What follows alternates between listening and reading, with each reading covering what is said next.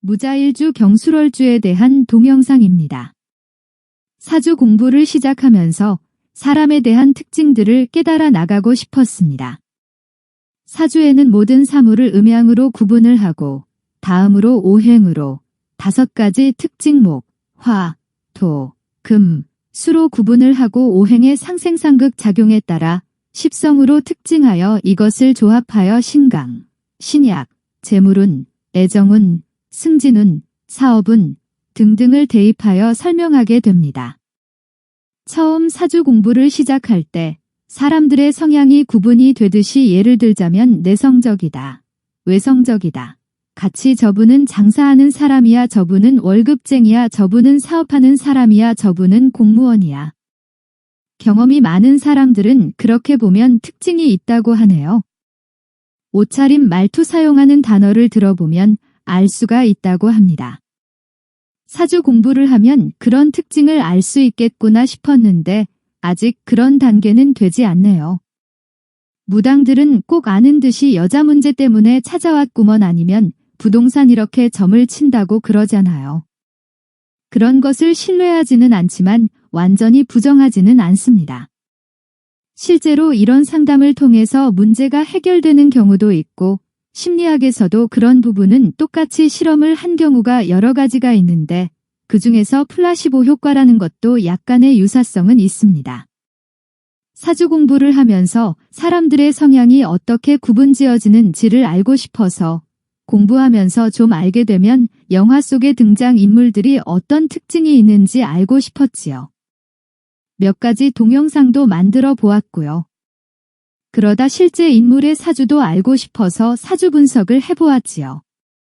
한 단계 더 나아가서 내가 사주 분석을 하고 실제 사주와 비교해서 보고 얼마나 정확한지 알고도 싶어서 오늘 영상을 만들게 되었습니다. 대한민국의 사제이신 이태석 신부에 대한 동영상입니다.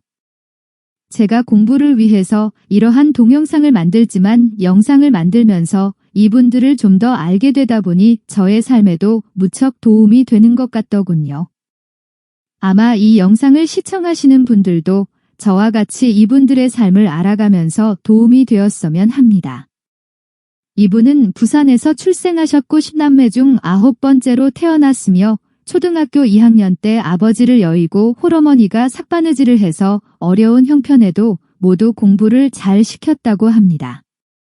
이태석 신부님은 성적도 우수하였고 풍금도 독학으로 터득하고 작사 작곡까지 할 정도였다고 하니 다방면으로 재능이 많았던 것 같습니다. 의과대학을 졸업하고 의사면허를 취득, 육군 군의관으로 복무하면서 신부의 꿈을 품었고 늦게 가톨릭대학에 신학 공부를 하여 사제서품을 받았다고 합니다. 로마 교황 창립 살레시오 대학교로 유학. 그곳에서 재학 중 한국에서 이미 20년 동안 선교사로 활동하다 1991년 아프리카 수단으로 다시 파견된 콩고민호 수사가 로마에 휴가차 들렀을 때 그를 만났는데 그로부터 수단의 이야기를 듣고 선교사가 될 것을 권유받았다고 합니다. 하지만 그는 이미 초등학교 때부터 선교사 신부의 감동 영화를 보고 그 신부님과 같은 삶을 살겠다고 다짐했다고 합니다. 그러다가 선교 체험을 하러 남수단의 톤즈로 가게 되었고 이때 이토록 가난한 아이들을 위해 자신의 일생을 바칠 것을 결심하게 되었다고 합니다. 톤즈란 곳은 아주 가난한 지역이었던 모양입니다. 신부님도 어려서 가난한 형편에 어렵게 살았다고 했지만 그곳의 아이들을 보고는 그냥 내버려 둘 수가 없었던 모양입니다. 학교도 세우고 음악도 악기도 가르치고 수학도 가르치고 그렇게 학생들을 가르쳤다고 합니다. 그 제자들 중에서는 한국의과대학에 진학하여 의사가 되어 돌아간 학생들도 있다고 하니 그런 감동적인 사연은 인터넷에 자세히 올라와져 있으니 참고하시기 바라며 신부님의 사주를 제 수준에서 먼저 생각해보고 실제 사주와 비교해서 얼마나 맞을지 비교해 보았습니다. 면저 오행으로는 어려운 사람들을 안타깝게 생각하는 측은지심, 즉 인이 바탕이 될 것 같아서 목 오행이며 음향으로는 사진을 보면 항상 웃으면서 웃는 모습이 잘 어울리시는 분이며 분쟁 지역인 아프리카 위험한 곳으로 가시겠다고 한 것을 보면 양의 에너지가 넘치는 분이신 것 같습니다. 그러면 일간이 양간이며 모고행인이 간목이라고 추정하겠습니다. 이 신부님의 성격적 특성은 어려운 환경의 아이들을 친자식처럼 생각하고 돌보아 주었으니 일지는 식신격이라 사화라고 추정하겠습니다. 직업적 특성인 월지는 봉사와 희생을 바탕으로 하는 선교사의 길을 택하였으니 아마도 정인격으로 생각이 되네요. 그래서 월지는 음간이면서 수호행인 자수가 되겠습니다.